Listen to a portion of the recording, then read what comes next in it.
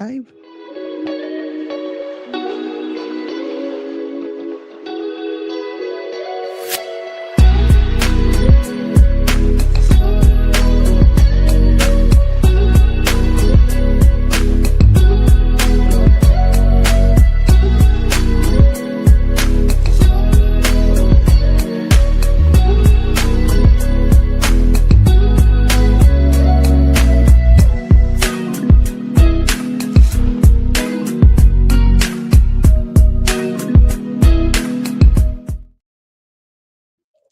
Hi, welcome to Azure User Group Sweden. Hi, Håkan. Welcome back. This is our first session after the summer break.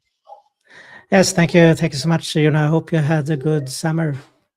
Yes, I think so. I worked mostly on my summer break, but I did get some break, mostly in the garden at home. But how about you? Did you have like good weather in Oslo or Norway during the Yes, break? it's been very nice weather, and it's actually still is nice, cozy autumn weather now. That's nice. I think it's nice outside as well. I hope to Mm. enjoy the weather, but as well. But welcome. I'm so glad to be back. I think it's been a while. I think we were out for like July, over a month, and now we're returning with a very interesting session coming up. And we have our guest speaker joining us from one of the famous like coastlines of India, the Goa, India. So very interesting place to visit someday. But I want to like get started and introduce ourselves, maybe Håkan, before we bring our guests on stage.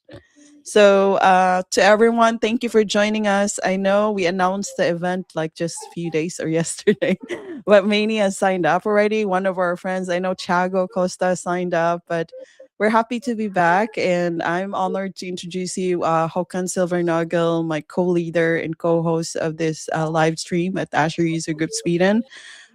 He is an AI architect and leader at his company, 𝘞𝘀់. He's also a Microsoft certified trainer, MCT community lead, Microsoft MVP for Microsoft Foundry. He is the founder and one of the organizers of AI 42 School, and also the Norwegian.net user group, and also a speaker when he has time on the side. But it's an honor to collaborate with Håkan again on our upcoming episodes for the rest of the year and hopefully next year. Yeah, thank you so much for that, And I'm also equally pleased here to introduce you to our founder, Jonna Andersson. She is an MVP and also in Azure and in Foundry. Yes, And she's I'm now. That's good.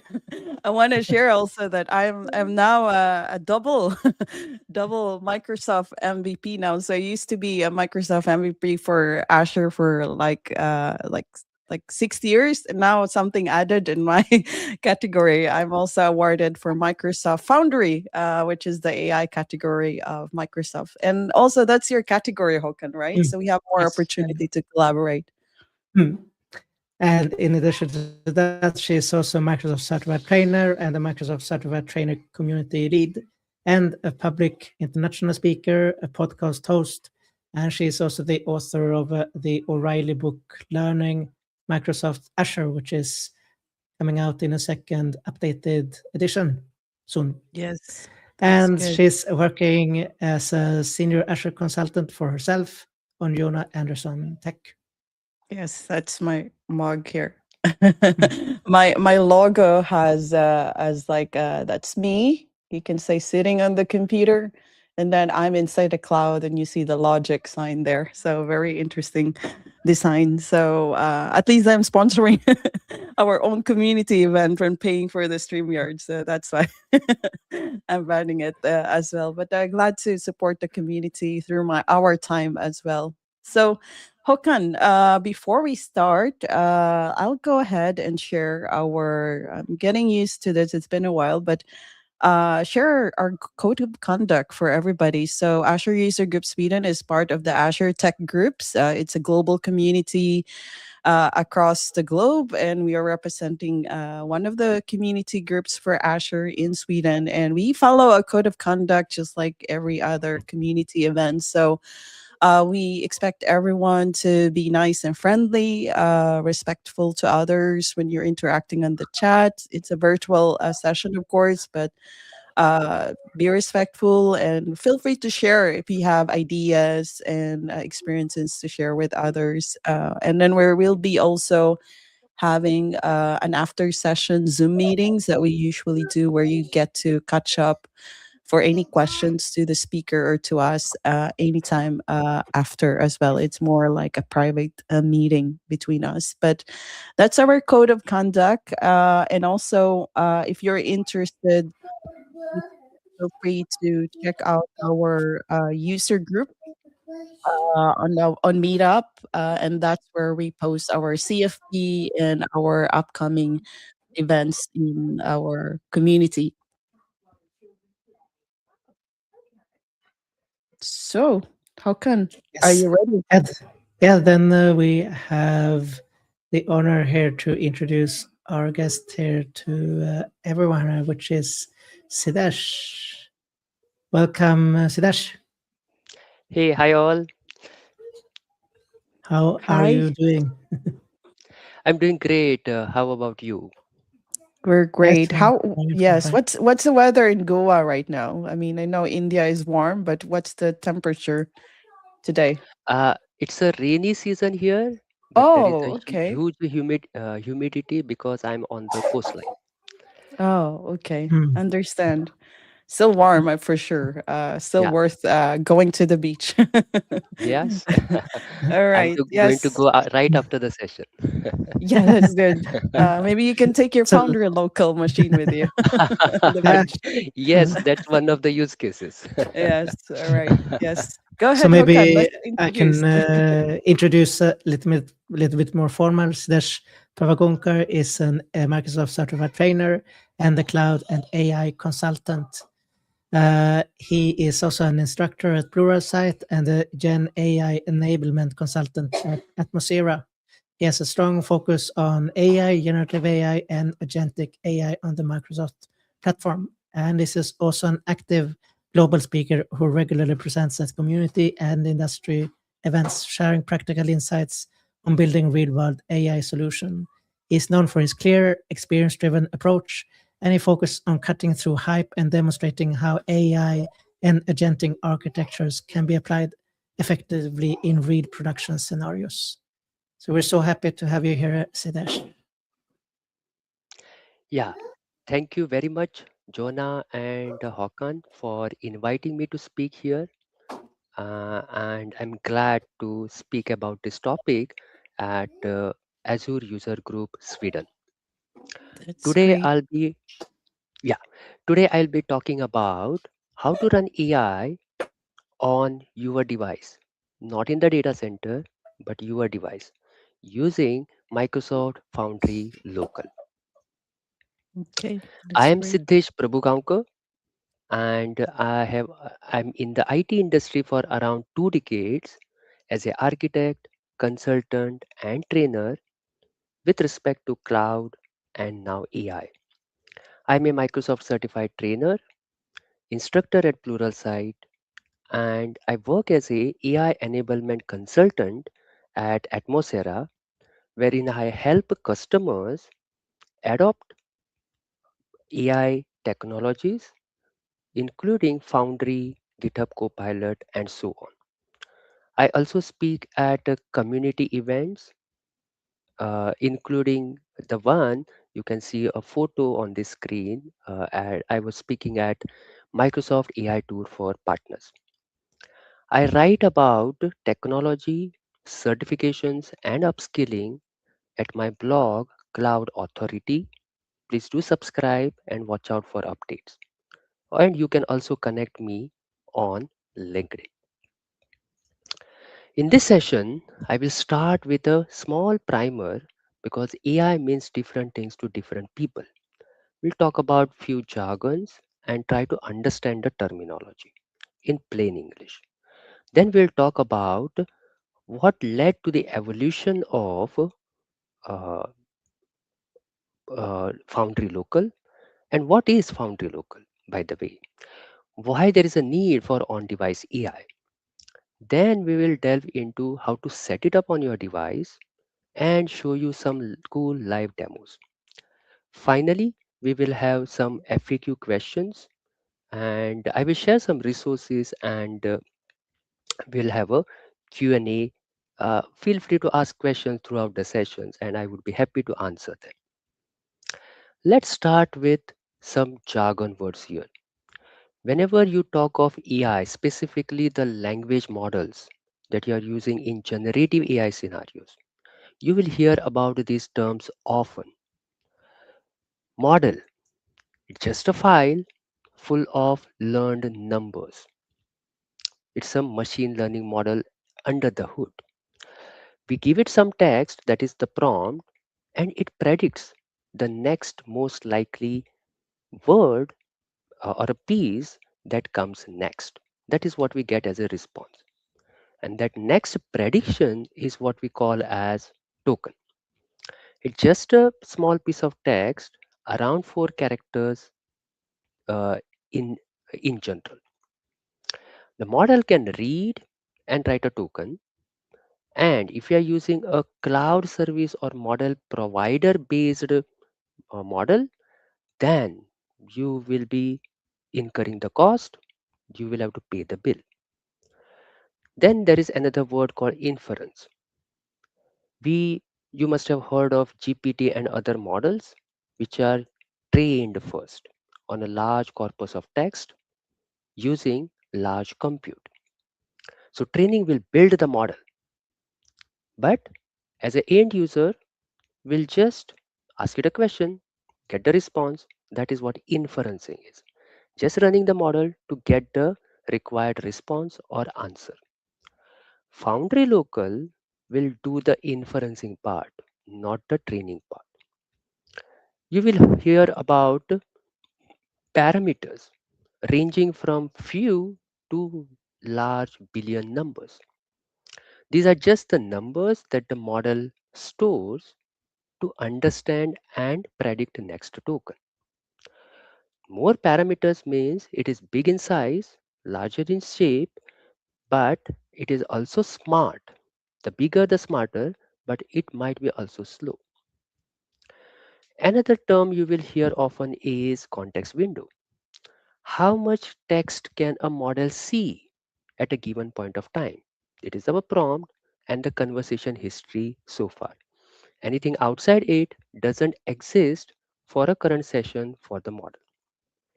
And finally, if you have used ChatGPT, then you will see that the response comes as a stream, token by token, rather than everything coming at the end. So we are also going to see a demo around this. All right, what has been the evolution that has allowed us to run these AI models on our device? So there has been a shift throughout these years which has allowed us to run local AI.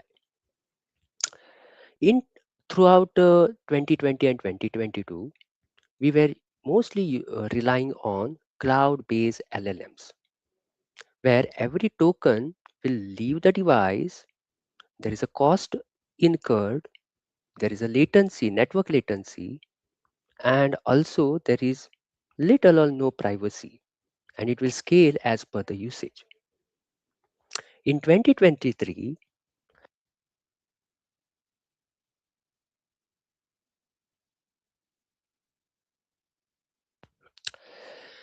small language models were introduced, like Phi, Qwen, and so on, with less billion parameters, less size, and this actually paved the way for local AI. The quality may not be as per the large language models, but it was quite good for relatively small domains. In 2023-24, there was quantization and Onyx introduction.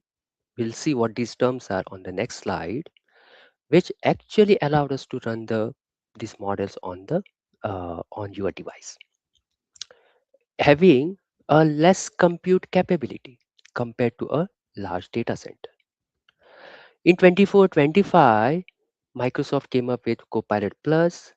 There were other PCs, AI PCs also introduced like Snapdragon X, Ryzen AI, and so on, which allowed us to run AI capabilities on the device itself.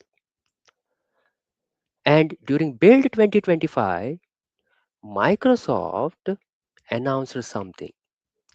They packaged the runtime, curated model catalog, and hardware abstraction together into something called as Foundry Local. And that is what we are going to talk about today. And this year, everything is available as SDK, and also there is a CLI tool available, which allows us to ship uh, very small native library along with the app. So there is no separate installation, no separate maintenance, or anything hardship required for the customer or the end user. It's everything packaged, and the end user can use it directly. Now, what led or what allows you to run small language models on your machine?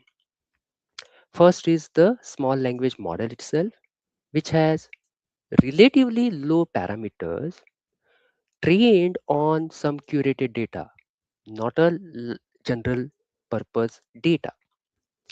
It is great at doing a job of summarization, extracting relevant text, classification, chat, and tool calling. Quantization means instead of storing the each number within the model of 16 or 32 bits, we store it rather in a smaller bit size. This is going to save the space as well as the size of the model. Roughly 4 times smaller, 4 times faster, at a cost of some quality, but that is comparable and usable for most of the cases we are going to see. And last but not the least, something called as ONX. This is Open Neural Network Exchange, the full form of it. This is an open model format and the runtime engine that actually allows us to run any model on any processor, not just GPU or NPU. We can fall back to CPU as we are going to see in further slides. So these three capabilities actually allow us to run models or AI locally on our device. You will see you are seeing some models here. This is the model with a relatively low size and it will take less space on your device. It is an instant one, and this is what we are going to use.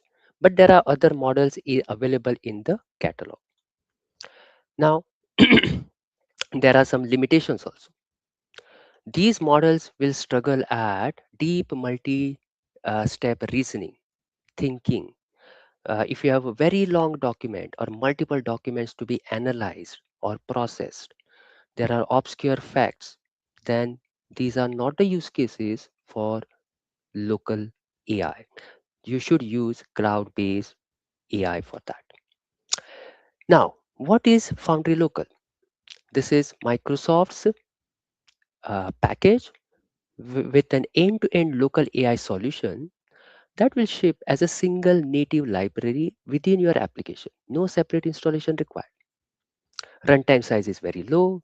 There are SDKs available for 4 programming languages. The model catalog supports not just a chat-based models, but also you will see Whisper there, which is audio, supports audio, as well as multimodal supported models also available in the catalog. It is going to auto detect the hardware irrespective of the chip. There is no separate configuration required.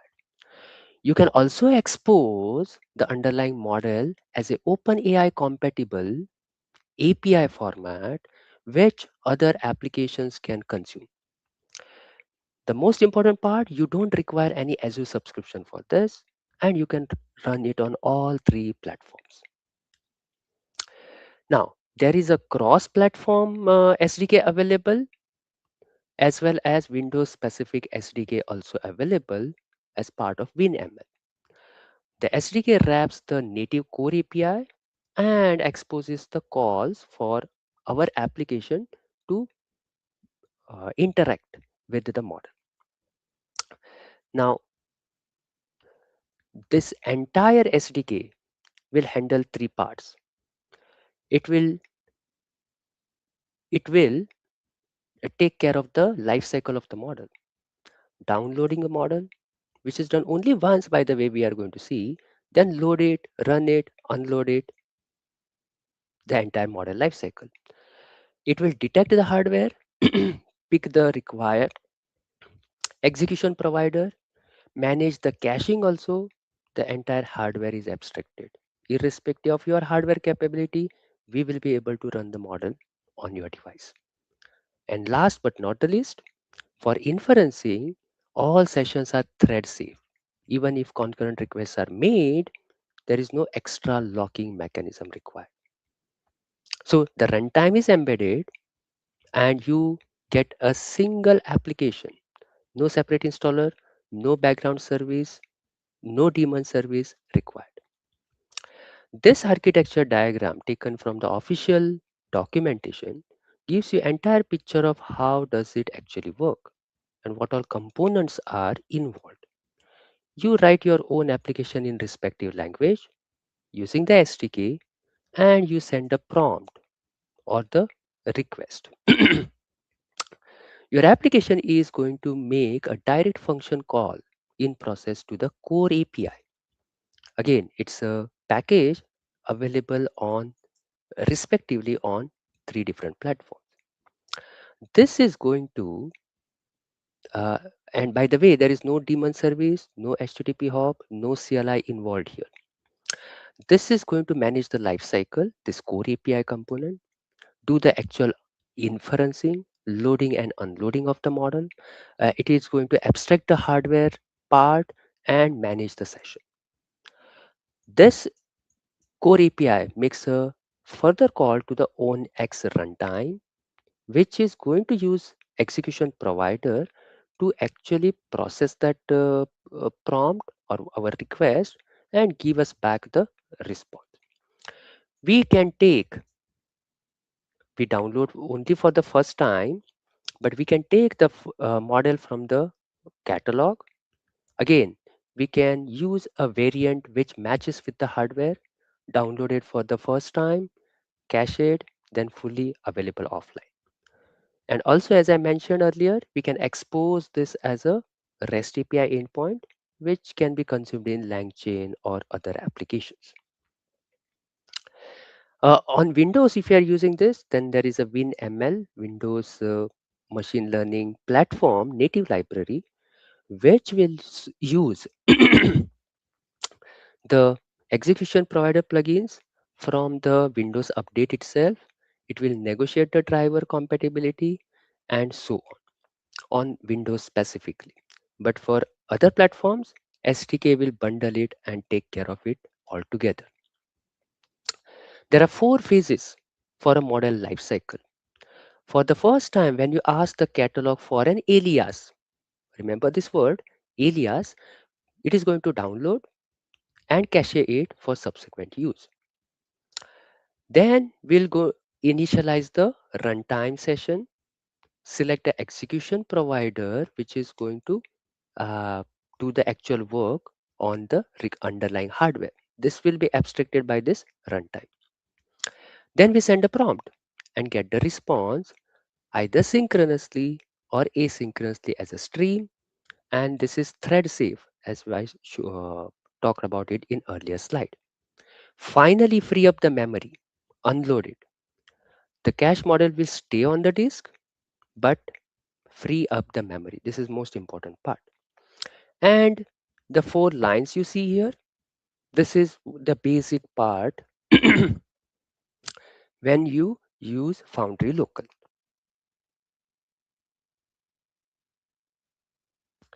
Okay, first I get the model from the catalog by an alias, download it for the first time, load it, get a chat or audio or respective client for the modality, then send your prompts, work with the model, and finally unload. This is the core part of the program that we will see in the demo. The model catalog consists of not just chat based, but also audio and other modalities, the models for them. They are optimized for the hardware, pre-compiled Onyx variants for different chips, download only for the first use, but cache for subsequent launches. You can pin to a specific version or receive updates automatically. You can configure that. You can even bring your own model. You can compile the model to own X format and run them locally. On the right side, you see some CLI commands, which we are going to see in the first demo. I can list the models, the entire list, but also specifically for a particular device, that is GPU, CPU, and so on. I can search by a name, by a various type, variants, and so on. Now, uh, we talked about execution providers, but it has to be provided as part of some acceleration which understands the underlying hardware. For example, if you have a CPU, if you have a GPU, then NVIDIA provides CUDA. Then we have Dawn from Web GPU. These accelerators supported on different platforms. If you want to support a direct 3D kind of uh, environment for your application or Metal on Mac OS, then you can use Dawn from Web GPU. If you are supporting or having NPU, then AMD provides Vitis AI or Qualcomm has Qwen for Windows. And if you want to support all three, then Intel provides OpenVINO. And if you want to fall back, or if you want to have a fallback mechanism on your device having CPU, then MLAS, that is Microsoft's linear algebra subprogram. It's a low-level math library used by Onyx runtime. It is available on all platforms, always available as a fallback mechanism. So even if other accelerators or execution providers are not available, this MLAS will take care of it, of running the model. All right. So how does on-device AI compare with a cloud AI based on various parameters? Of course, when you use cloud AI, data is sent to the server. You don't have a privacy. But and for a cloud-based AI, you require a persistent internet connection. But if you want to support offline scenarios or intermittent outage, Foundry Local can help you there. You will be billed for per token for cloud AI, but there is no cost involved, absolutely free. There is a delay latency involved in cloud AI usage, and you will might have to also set up a backend infra to run it. But there is no such requirement. We just ship the runtime and required packages inside our app itself when we are using Foundry Local. Now you will hear Foundry, Local, Azure, and all these terms. There are other product lines from Microsoft also, which might confuse you. So this slides give you what each product is and how it differs from the other. For example, Microsoft Foundry is a cloud platform for building AI apps and agents. It was formerly called as Azure AI Foundry, and it requires an Azure subscription to use it. Azure AI services are pre-built cloud APIs for speech, vision, language, and so on, and they are available in Azure Cloud. Foundry Local, on the other hand, this is our on-device runtime and SDK that is going to ship inside your app to run local AI on your device. That is our current session, and it absolutely requires no subscription, Azure subscription. There is also Azure Local. You have your own hardware or on-premise uh, data center, but you want it to manage using Azure Cloud. It was formerly called as Azure Stack HCI. And of course, it requires Azure subscription also. So again, Azure Local is different from Foundry Local. Don't get confused. But I can run Foundry Local on Azure Local also. It's like running local AI in a cluster, but will be managed by Azure Cloud. And there is an extension also available to support this, but it is currently in preview feature. Lastly, Azure Arc, it's a control plane for on-premise and multi-cloud management via Azure Cloud. So except Foundry Local, for rest of the things you need Azure subscription. And these are different products, although some of them have a similar words that we often see. Now, there are two ways to run the model locally. One is Foundry Local, absolutely free, no Azure subscription, but also you can run Foundry Local on Azure Local also if it is your environment and it fits in your scenario.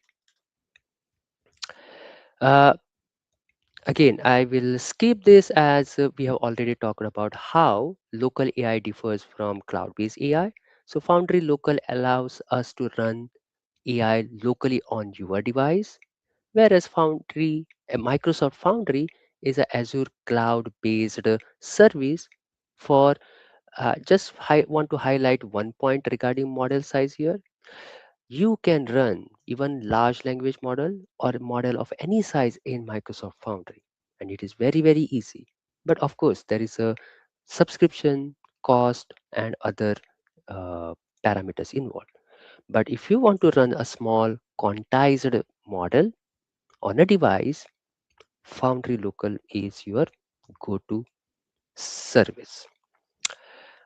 Of course, we don't have to choose binary options here. We can also combine them as a hybrid option.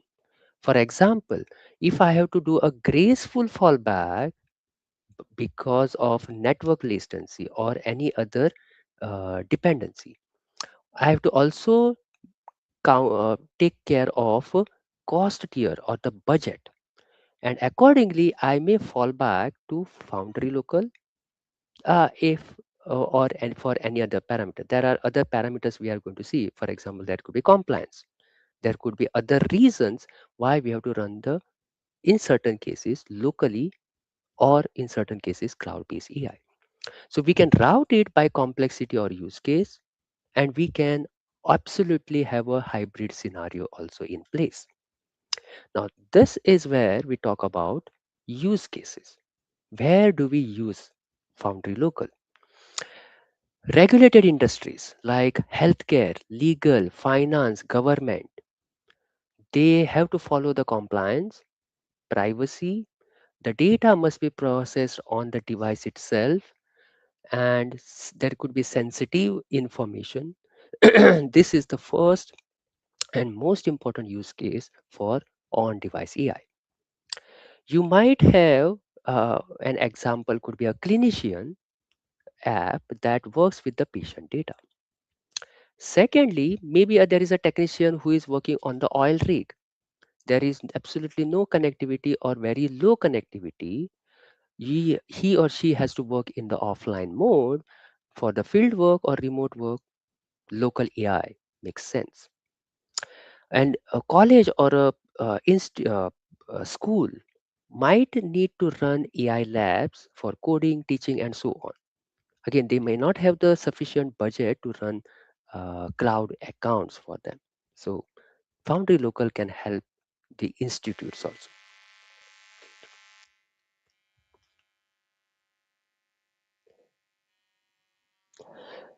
Okay, one more use case.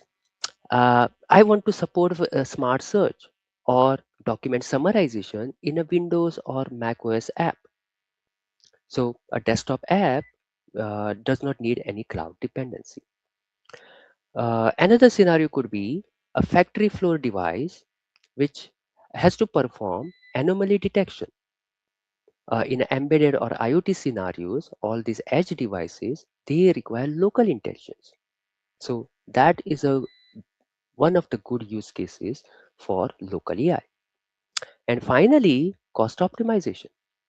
Let's say we have a support chatbot that answers easy FAQs locally for free, but escalates genuinely hard questions to a cloud model. The hybrid scenario we talked about on the previous slide. So how do we set up on Windows machine? Again, you need Windows 11, this version. Make sure you have Python or the other language requirement. Uh, as I showed, there are 4 languages, SDKs with 4 languages support. VS Code or any other IDE. Internet is required only when the first time you download that model, but after that, offline scenario will work. GPU is optional, as I showed you. You can also fall back to CPU or CPU specific models are also available. First, uh, again, if you want to work with the CLI, then you will have to get the uh, get it installed. Again, I'm going to show you a resource where you can get all the steps. Python environment, as I'm going to show you demo based on Python. You will install the SDK. Again, since I'm on Windows, I will use WinML, but also you can use cross-platform SDK. And finally, you will y- download a particular model using an alias and then work with it. Not just Windows, but it is also supported on macOS and Linux. We have full support on Windows for SDK as well as CLI. There are many uh, hardware accelerators supported along with the respective execution providers. macOS, both are available.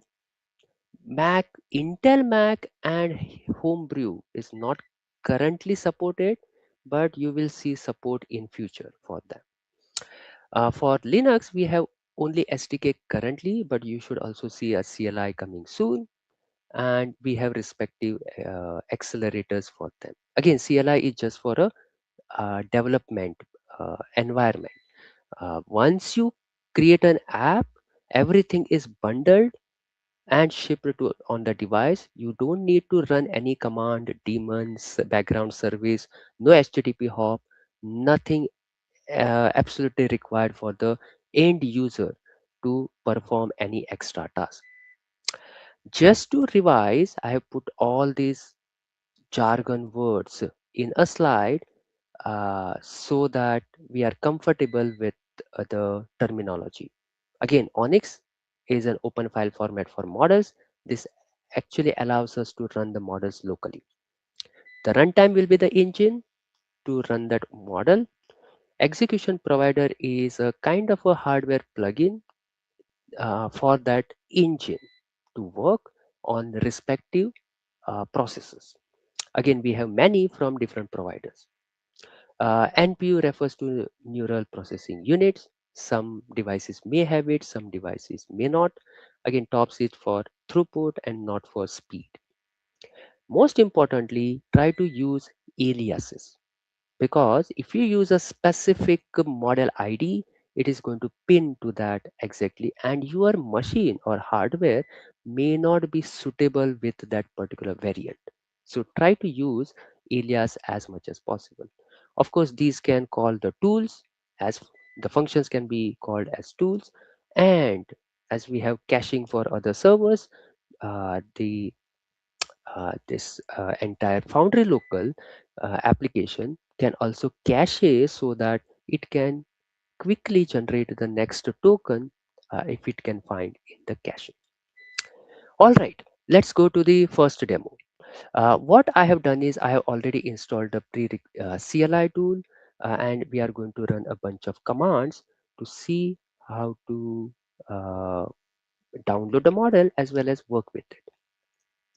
Now, the most important resource is foundrylocal.ai. If you go here, you will be able to see the list of all the models, the official documentation.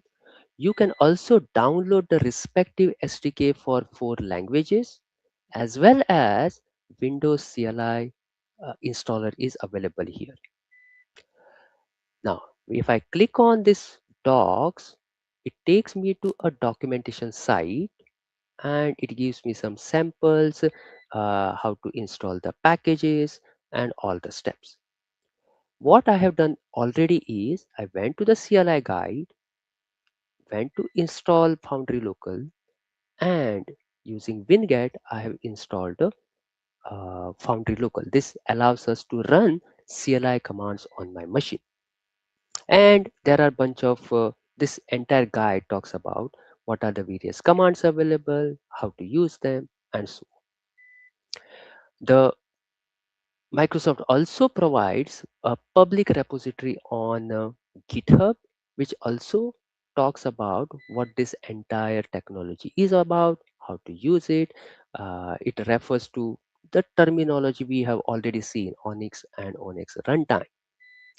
I just wanted to point out about the release because if you are using old CLI version, then you might see a command called service, but that has been changed to server in the newest CLI. So accordingly, check the documentation. You might see slightly different commands depending on different versions of CLI. Let's go to the terminal. And the first thing I'm going to try is check which version of Foundry is installed. Again, I have kind of latest version. I can use help command to get the help of what different commands are available. It talks about model, chat, complete, and different things. First thing I do is I'll check Foundry server status. We have to start the server explicitly, or whenever you send a prompt, it will be started automatically. So server is not starting, server is not running. So I'm going to start it explicitly. Once started, I can also get the status of via Foundry, and this will tell me what OS I have, what is the architecture, what all processors I have, how much RAM, disk, and a bit of other information. This is useful to decide whether this particular device is suitable to run our application with the respective model. Next, we'll see the model list, and it gives me list of all the available models for not only for chat but speech and other modalities. It tells me how much is its size, which processor is required to run it, whether tool call is supported or not. Green dot means supported, red means not supported, and whether caching is supported or not. Use this information to determine which model is more suitable for my scenario and my devices, that the devices on which I'm going to run them. All right, what else can I do? I can also search based on a device, for example, GPU, and this will give me only those models which are supported on GPU. Similarly, I can query the list based on type, the name, and so on. You will find all these commands on the official documentation link itself. Now I'm going to use a specific Qwen model here, and I want to get its information. So this is the alias I'm using, and it gives me who is the publisher and the rest of the. Again, you can see that the device specific models are available. This is just an alias, and accordingly, the specific model will be picked up first time when we are downloading. Okay, now I have already used it, so it is already downloaded.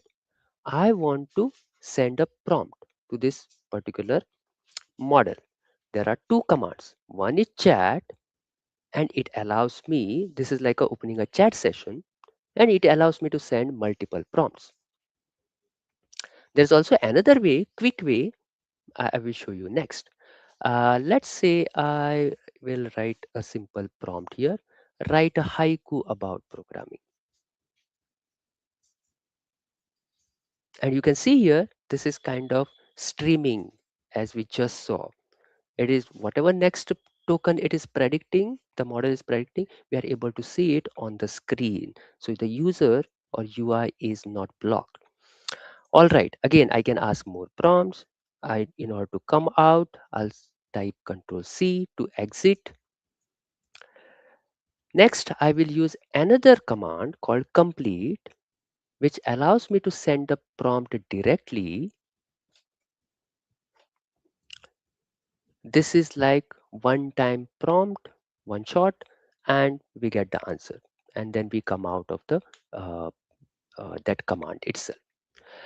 Again, we can check which models are already loaded or cached. Let me check. It is cached. Okay. This particular there is only one model I have loaded and cached. Finally, this is the most important step, and you should not miss it in the application that you write. That is the unload, the model life cycle we talked about in the slides. Okay, so finally everything is done, and we go to the next demo. Now this time I'm going to use Python SDK, wherein I will send some prompts and we will get the response as a streaming chat. Let's understand the code first. Okay, I am in VS Code. Again, you can use any editor, any terminal to run this. And 4 languages are supported. The SDKs are available. So I have already installed the required SDK, and it gives me certain classes, Foundry, local manager, configuration, and so on. I will first initialize the Foundry local with a particular name, user defined name. Next, I want to register the execution providers. There is a method called download and register EPS. And because I want to show the progress callback, I have written some extra code to do that. Again, you absolutely don't need to do it if you are just directly running this application and you don't want, again, for development purpose, we might want to see the progress and what is happening and so on. Then I will select which model alias I want to download or use. So I will query the model catalog. Then I will download it, load it, and then get a chat client because this is a chat based model. Next, I have a simple prompt to send. But how do I send a prompt? Again, you will see messages with different roles in any generative AI application that you are using.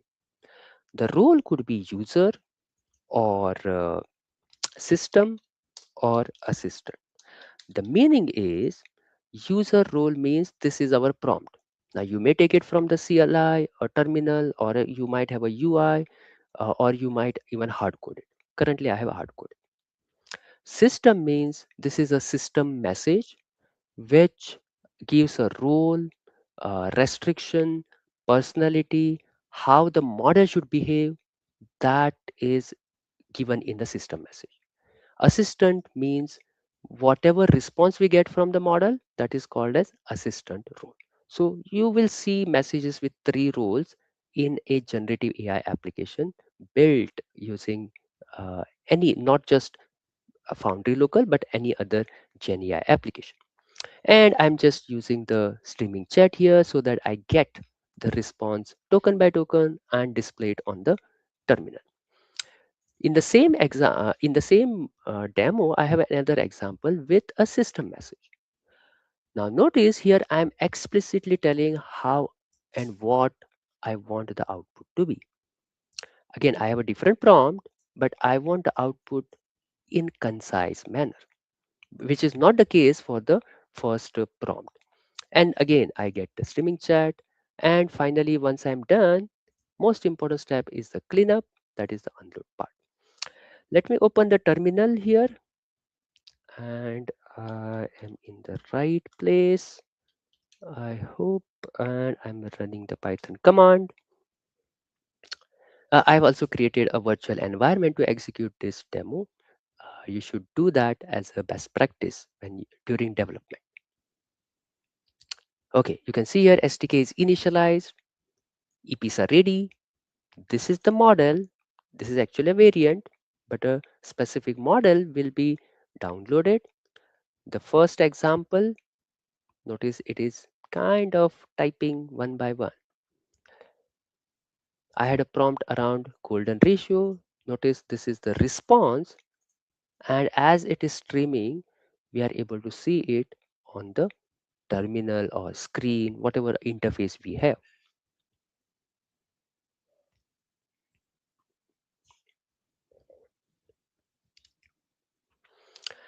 This time it has given too much information. If you notice, for the first prompt, I have got so many sentences and so many paragraphs. But if you look at the next one, I restricted it to couple of sentences, which it has adhered to because of system message. And I have got a nice response. And finally, we are done. All right, that was the second demo using the SDK. Next, you will not just use it for one time prompt. You might use it for multiple sessions, multiple follow-up prompts. This is where the message history comes into picture. We already talked about what is a system prompt, right? It shapes the personality, role, boundary of the model for that session. But message history, it's all the chat history, conversation history, because that will also allow the model to give follow-up responses to the follow-up questions. I might give it some information, ask follow-up questions around that. And then again, we can stream the output to make the UI responsive. Let's see what demo we have.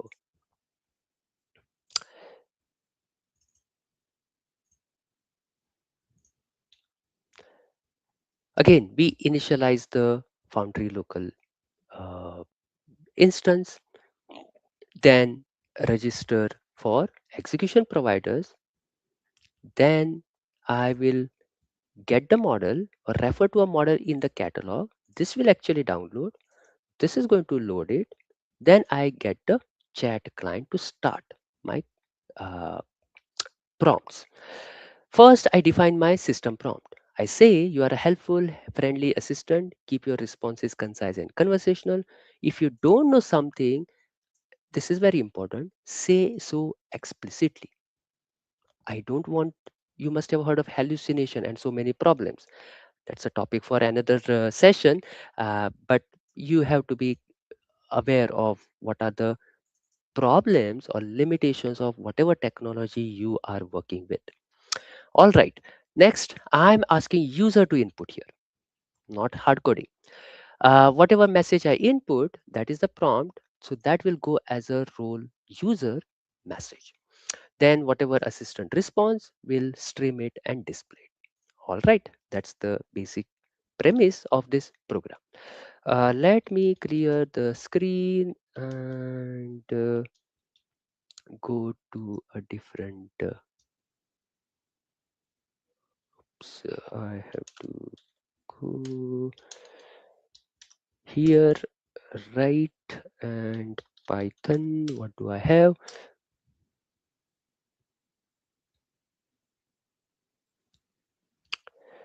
Again, there is some problem. I think it's a warning related to WinML,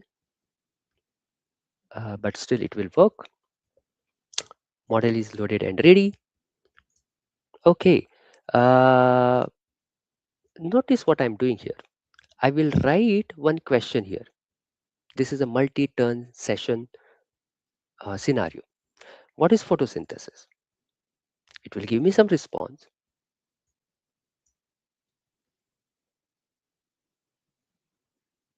Okay. My follow-up question is, why does that matter for animals? Again, look at the second prompt. I don't specify if there was no conversation history, the model would not know What was the previous conversation about? That is why this is multi-turn conversation. All right, it talks about, so it knows that we are talking of photosynthesis.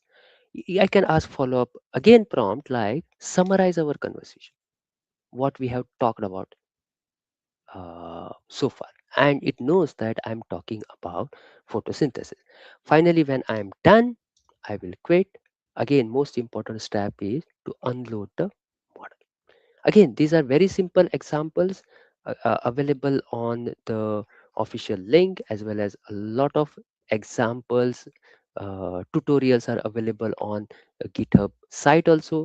You should explore and experiment. This will allow you to understand as well as try out different scenarios. My next one, and will probably be the last demo uh, of tool calling.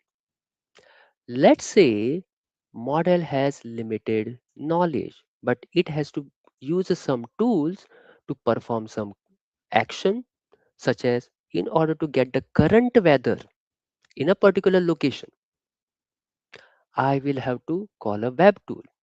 Maybe there is some other action I want to perform, and it needs to call an API and so on to get the relevant data. This is where tool calls are. Uh, Again, there are some frameworks like LangChain and so on that makes it easy, but we are going to build our own tool via functions. Let's see what demo we have.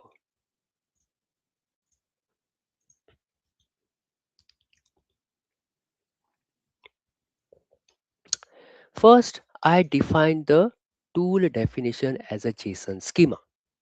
Now, this might seem bit complicated if you are doing for the first time, but as you uh, try it, couple of examples, you will get the idea and it will get easier. First, I define the function. What is the name of the function? What is the description? This is most important part because the model will decide based on the description whether to call this whether to call this function as a tool or not. Again, what parameters are required? Location, unit, which are the required parameters, what type of values, what is its data type, again, description. Again, this is kind of a metadata of a particular function in a JSON format. Similarly, I have another one to calculate a mathematical operation. An expression is given and I perform that calculation. That's it. Now, I have defined the actual functions.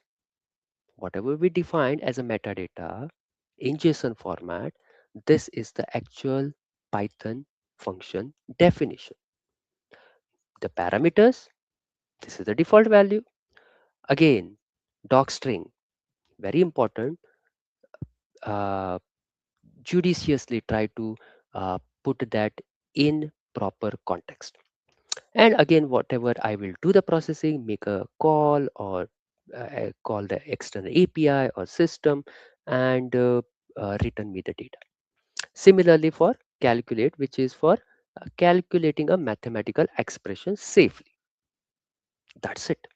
These are the tool functions I'm defining together, and this is where I do the processing of the tool calls. For each tool call I have, I am again defining what is the role, what is the content, and what are the tool call choices I have. And I'm going to append those messages. And for every tool call, I'm going to make the actual call. This is like loading the functions. I will get which function is to be called, then call the actual function and append the output of that tool call. And then I will send everything to the model, get the response, and display the output to the user. Now, this is the main function where I will define the Foundry local object. then download and register the EPs. Again, the process is same. If you notice, we are just repeating the same steps. First, second, then get the model, download it, load it, then get a chat client, then define the system message, user messages, and then I'm going in a loop to ask user to input whatever questions or queries you have, and then finally we will quit. But for some of the prompts, there might be a tool call made. Again, the decision will be made by the underlying model. Let's go and try this.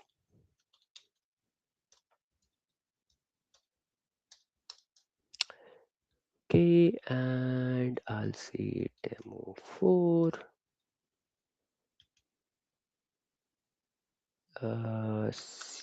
Not CD, Python, what we have.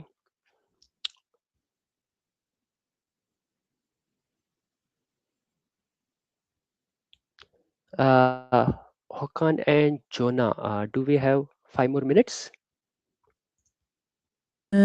Yes, take your time. Take your time with the demo. We're good. Okay, Ukon okay. is having a camera reset right now, so it's good that you're still doing the demo stuff. Okay, okay. This Good. is probably the last one, and 5 minutes we will be done.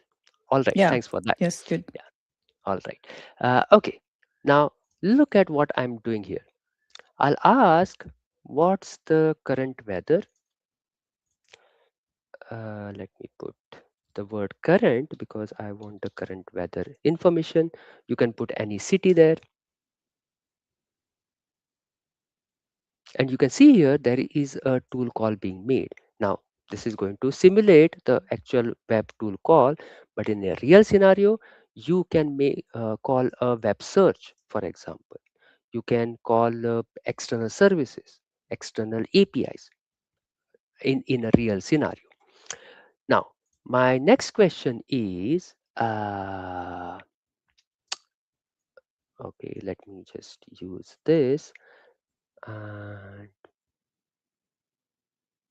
okay, can you see here?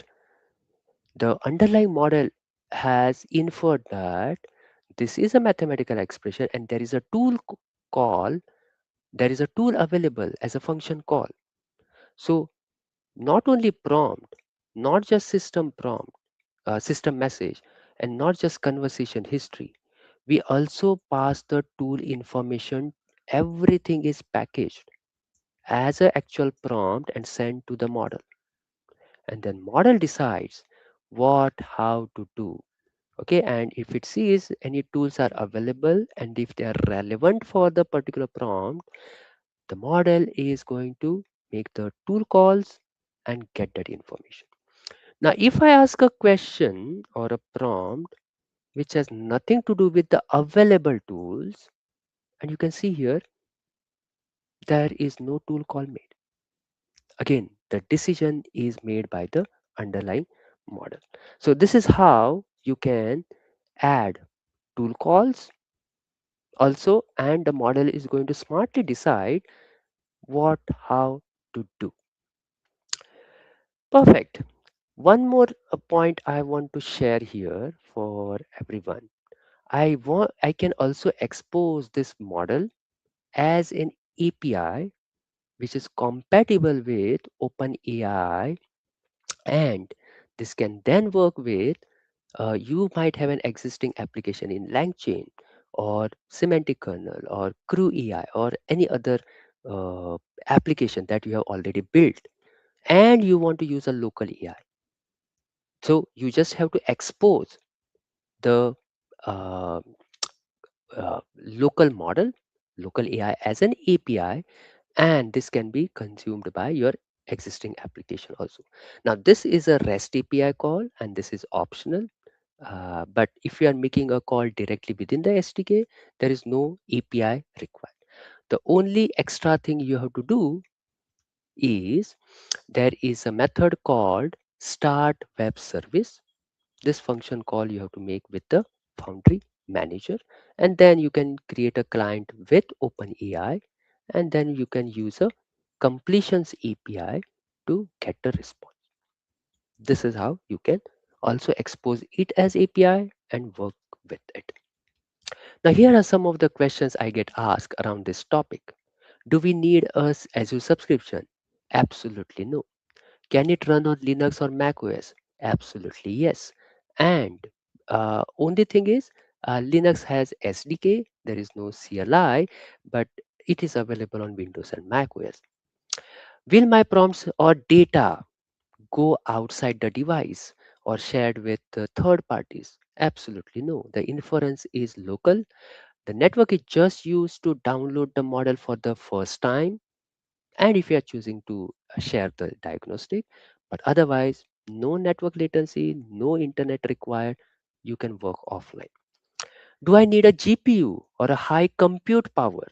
No, you can run it on a sophisticated laptop or a desktop device which has a good memory and some processing power. CPU will always work as a fallback. Is Can I call this application or core API using multiple threads within my application? Yes, the core API call is thread safe and it is session based, so concurrent requests will work. What are the other questions? How do model updates work? Again, you can pin to a version or let it update automatically. You have configuration available. Can you use your own model? Yes, absolutely yes, but you will have to compile it as a onX format first, and then Foundry Local will be able to run it. No cost, no license, no dependency. Of course, within the SDK, you will build your product and the entire runtime and the model and the application is packaged together. You can ship it to the device. No extra CLI call, no extra installation, no service, no daemon, nothing needs to be set up explicitly on each of the devices. That's the beauty of Foundry AI. So this is my ask for everyone. Over this weekend, try to get the CLI or SDK, explore whatever we have learned so far. There are so many other things available, and the best resource is just go to foundrylocal.ai, wherein you will find the list of all the models for respective processors, families, as well as hardware accelerators. There is a again SDK available, CLI you can use.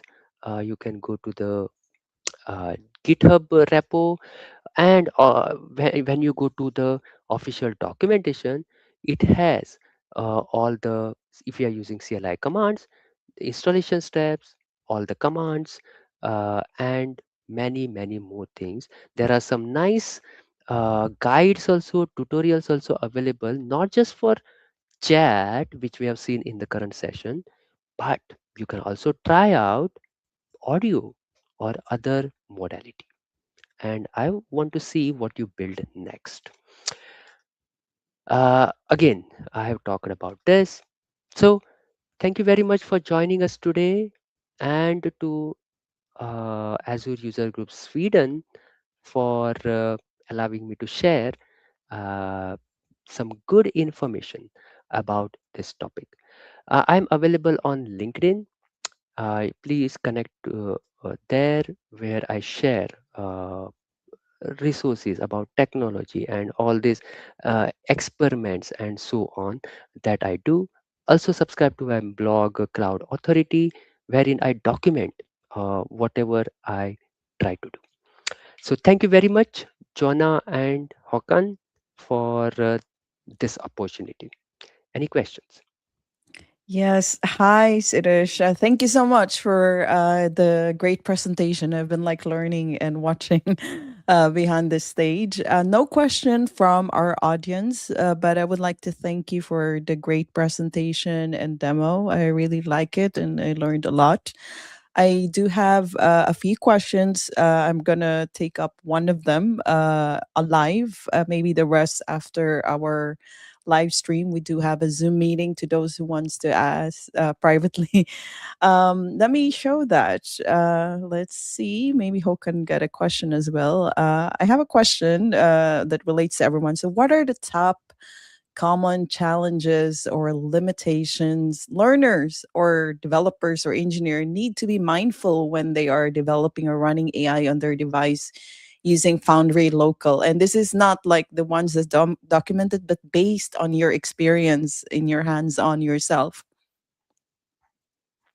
Yeah, I just showed you one list of models, right? Mhm. Again, you have to be mindful of the size first and foremost. This is the important attribute because uh, sometimes I want to target multiple devices and we may not be aware of, and this is what I have seen with one of the groups I was working with. uh, they had a device with very limited compute and memory. uh, and again, the list of the models that you see here uh, may not work on those devices. So what they had to do is they had to build their own device, own model. Then they converted it to Onyx format, and and the size was even less than the first one, which you see as the lowest size in this entire list, right? That is 331 MB. Uh, Although it seems a very low size, there are some devices, right, where you might have limitations on the disk, RAM, or even the processing power. So this is something you have to be mindful of as a developer, irrespective, because we have support for 4 languages. There is SDK available, CLI available, all the tooling is available.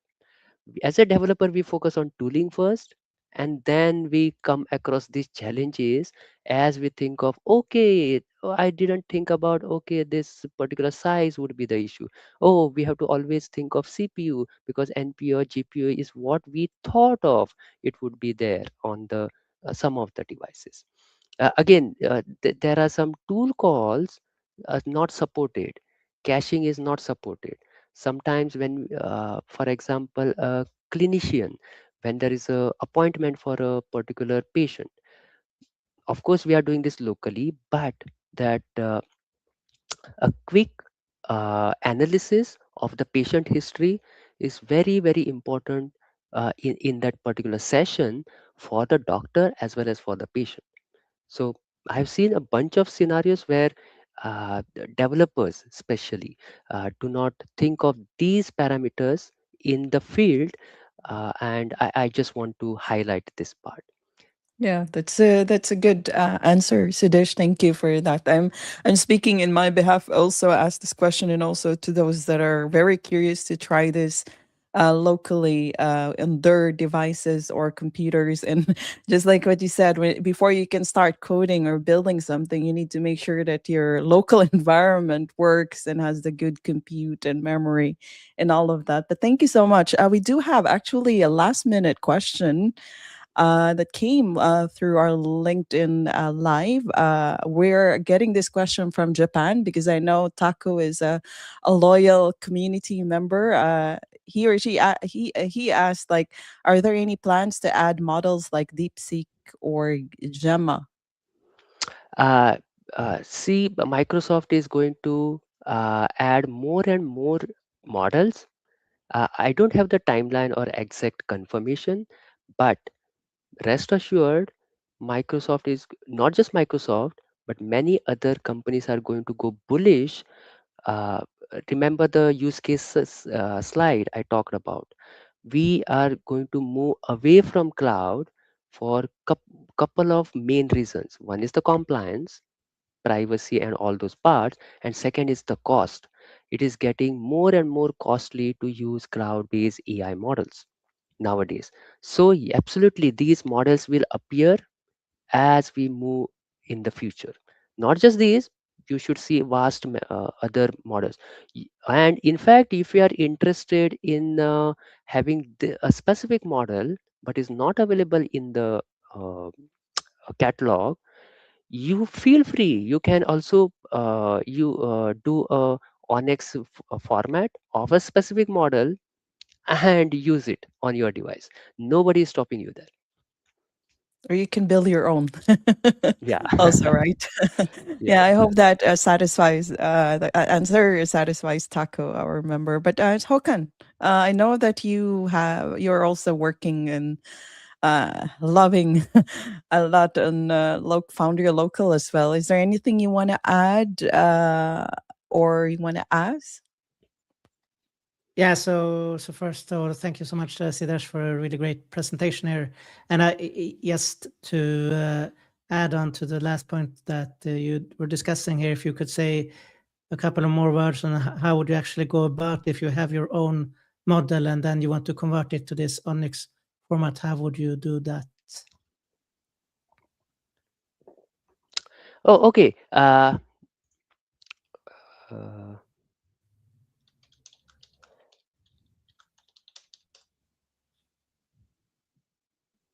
uh, Again, we can use. There are few tools available, and again, I have not done, to be frank, specifically myself, but there are few tools available which can allow you to use your model to transform it. Maybe that's a good question, and I see that many more people would like to do that. I will put up a blog around it on my site, Cloud Authority. I have one more question. If Håkan is done, I think it's better Yeah. to ask it live because I always believe like if you ask one question, probably it's something relatable for others as well. So let me just post it in my own here so everyone can see. Maybe it was too long. Okay, I'll ask it like live instead. I have it in my notes. So let's just say I'm someone that I've started developing my own local AI using Foundry Local on my device.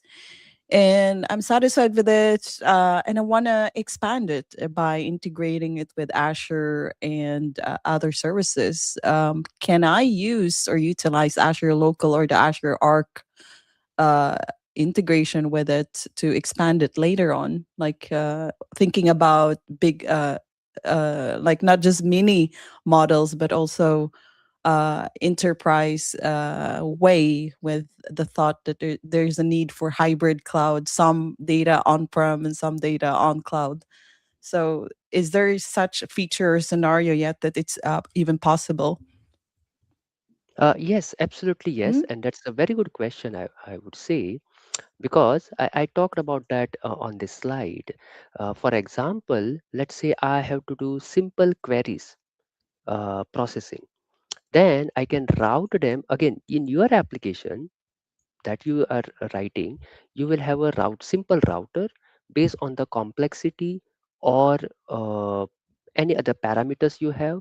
You will decide whether to route it to on device EI or make a call to the uh, uh, let's say a model in Azure Foundry, Foundry. or Okay. even I can call a API, specific API with a key, right? My Mm. model could be residing anywhere, it doesn't matter, but I will add a simple router in my application which will do that task. But again, when I say simple router, there could be a bit complexity involved here, because it has to decide whether to route to a local one or a cloud one. Yeah, that's right. It's kind of like the router is like the orchestrator. Where is that Absolutely, local that's or the is that's cloud? But I'm thinking out loud now because I'm also working with Azure. I know that if you switch for sure, or you're going to route your model to use the Foundry cloud hosted models, then that's when you need to think about costs. Because one benefit of local is that you save from the cost, but that's also something that I think users need to be mindful about, right? yeah, Yeah, good. absolutely. Yes. Okay.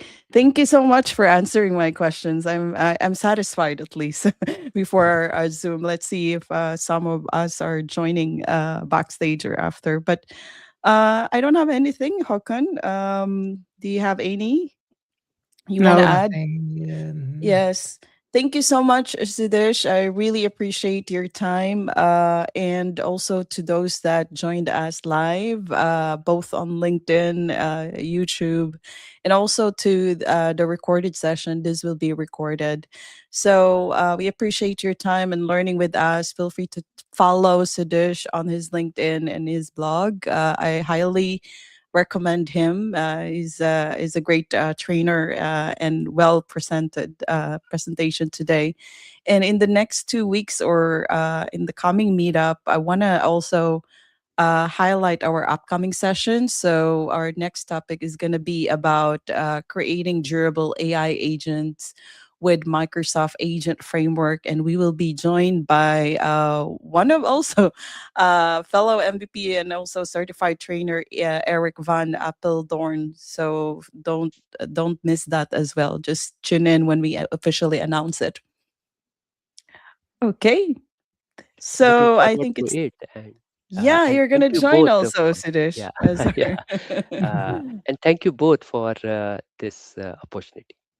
Yes, thank you so much for your time. I hope Yeah, you can get something to drink or eat lunch also, yeah, since we have our session on the break. But thanks everyone, and if you have more questions or anything, feel free to reach out to me and Håkon as well. And we hope to see you on our next event coming up. So have a great weekend. Goodbye.